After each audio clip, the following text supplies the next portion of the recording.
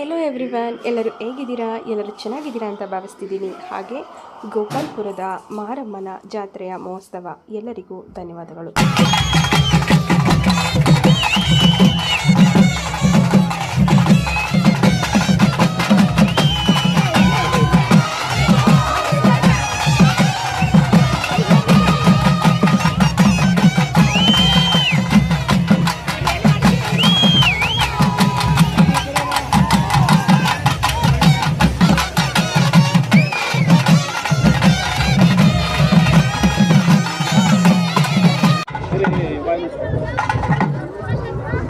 ಏನು ಮಾಡಿದ್ರೆ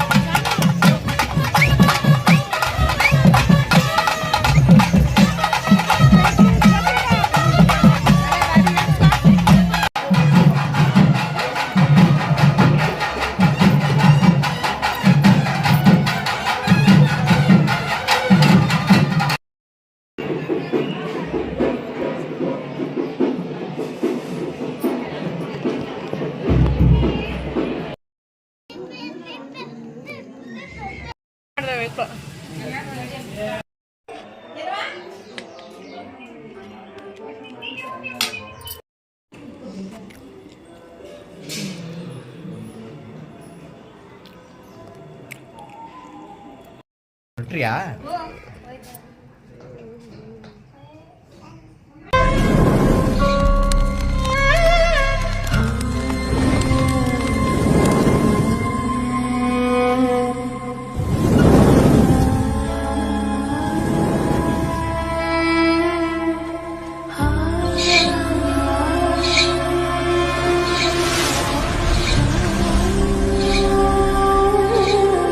ಮಂಗಳವಾರ ನೈಟ್ 11 ಗಂಟೆಗೆ ಎಲ್ಲರೂ ದೇವ್ರ ತರೋದಕ್ಕೆ ಅಂತ ಹೋಗಿದ್ದು.